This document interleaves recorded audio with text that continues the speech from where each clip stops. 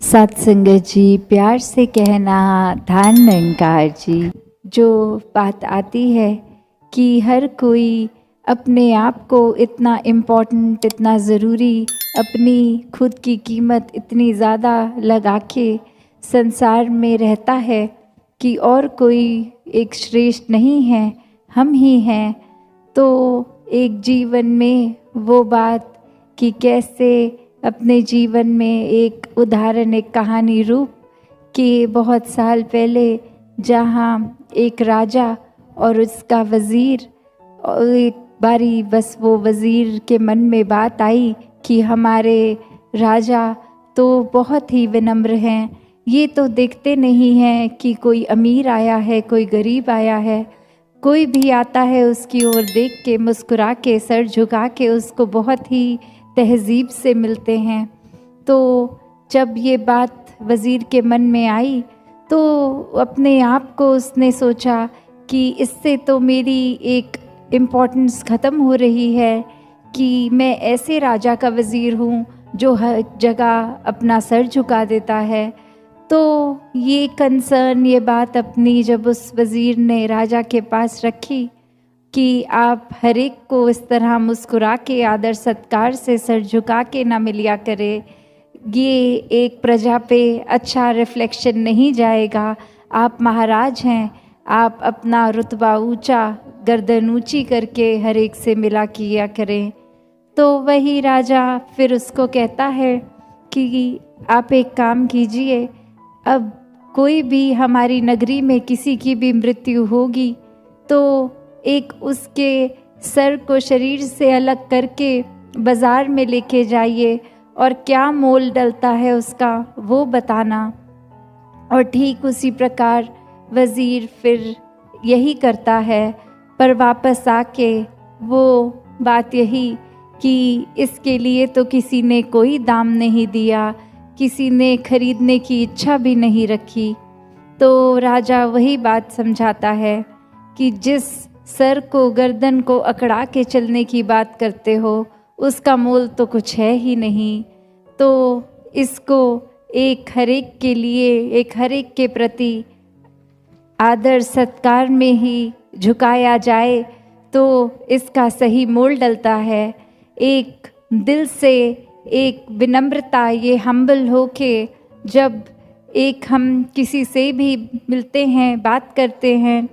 तो वो एक बात ये नहीं कि हमने खुद अपनी इतनी इम्पोर्टेंस बना दी है कि अक्सर लगता है कि अगर हम किसी से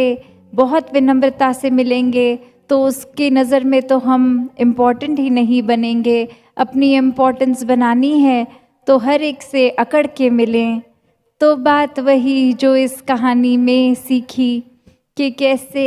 एक सही मोल जीवन का, ये खुशी में हर समय रहना, मुस्कुराहटें, एक अपने मन से जब अहंकार को त्याग देना, तो ही वो बात आती है कि सही मायने में वही इंसान जी रहा है जो अपने अहंकार को त्याग चुका है।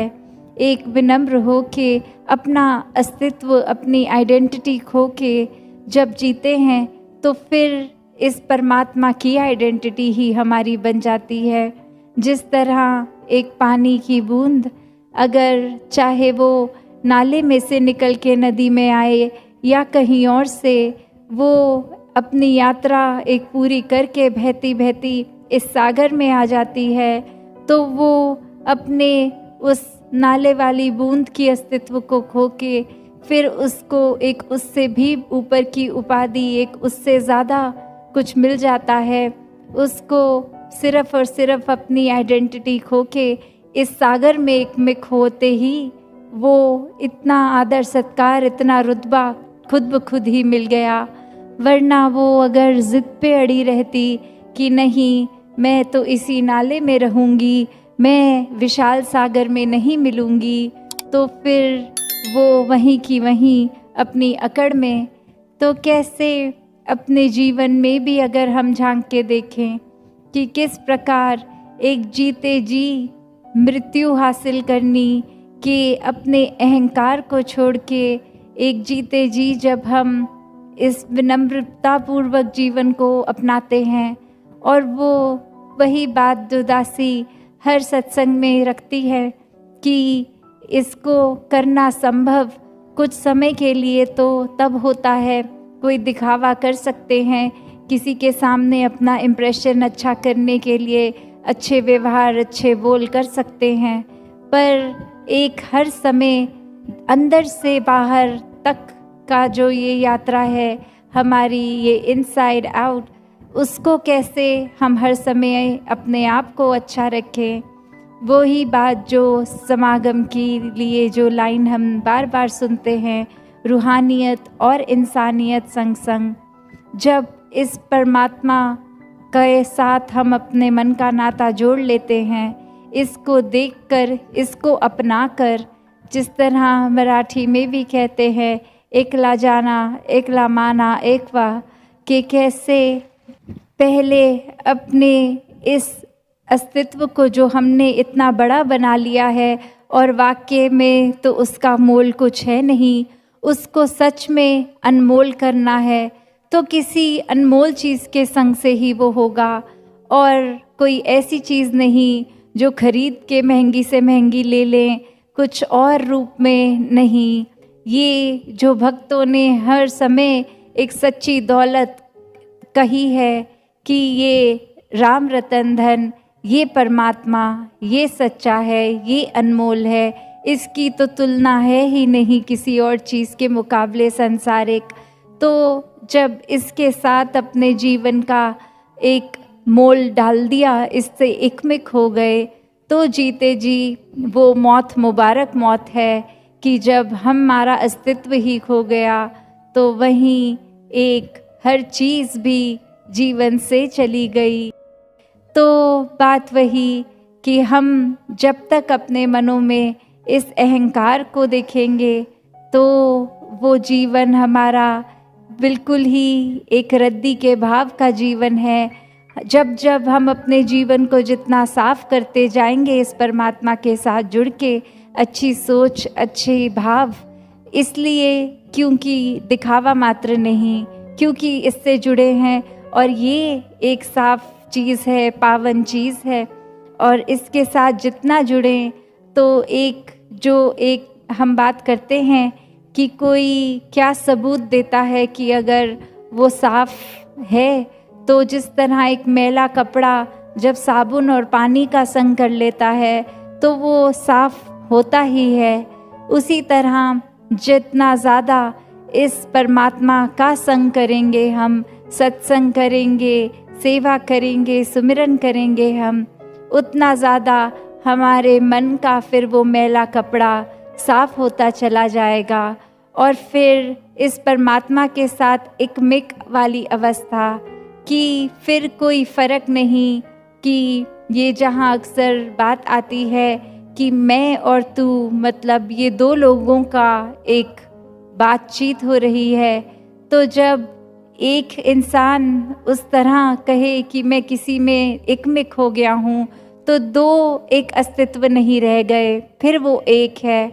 फिर इस तू ही में मैं समा गया है। फिर अगर ये अहंकार में जहाँ मैं अपना अस्तित्व बना के बैठा था,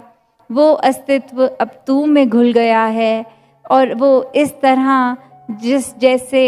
पानी में अगर हम कोई रंग डाल देते हैं, घुल जाता है, तो वो ट्रांसपेरेंट पानी उस रंग का बन जाता है। अब वो रंग को उस पानी से कोई अलग नहीं कर सकता। तो एक सबसे बड़ा जो उद्देश्य है इस परमपिता परमात्मा की प्राप्ति, आत्मा और परमात्मा का एकत्व बनाना, वो रह गया, पर बाकी काम कर लिए तो जीवन में कुछ हासिल नहीं हुआ,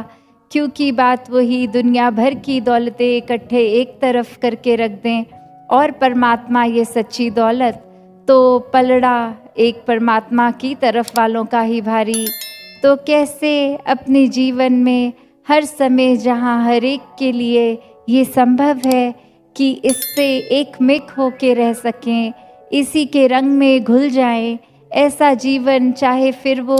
किसी तरह दिखने वाला शरीर हो, किसी भी बैकग्राउंड से आए, किसी तरह की भी प्रायोरिटीज़ अपनी बनाते हों, तो वो सिर्फ शरीर और शरीर से जुड़ी चीज़ों के लिए है। असल में ये आत्मा अब परमात्मा की हो गई। तो ये प्यार, भक्ति, आनंद, स्थिरता, सहजता ये जीवन में जहाँ जितनी गहराई से ठहरेगी, उतने ही मानवीय हम बन जाते हैं, उतने ही इंसानिय हम हो जाते हैं। तो इस रूहान के संग